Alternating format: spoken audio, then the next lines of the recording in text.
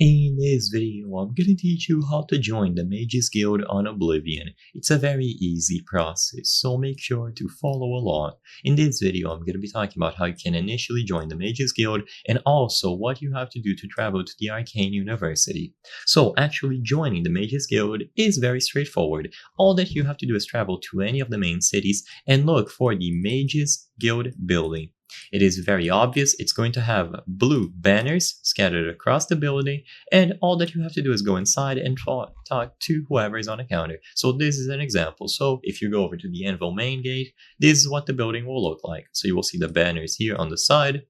You will see this eye symbol on the entrance, and all that you have to do is go inside and talk to the NPC. One of the options is going to be join the Mages Guild. There is no secret about this. If you talk to her or any other representative and they give some indication of quests that you have to complete, then make sure that you do these tasks. But usually it is very straightforward. There is no hard requirement and you will be able to get this done.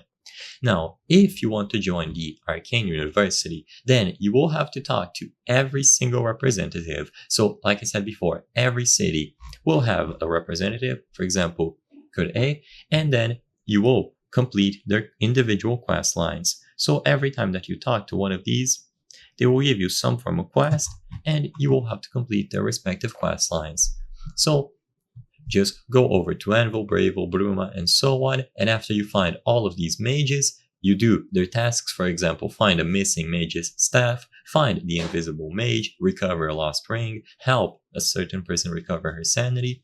You can go to the Arcane University in the Imperial City, and by having these recommendations from these mages, you will be inducted into the Mages Guild as an apprentice. So I hope I was able to help you. If this video helped you, consider subscribing. As you can see, 83% of the people watching our videos are not subscribed.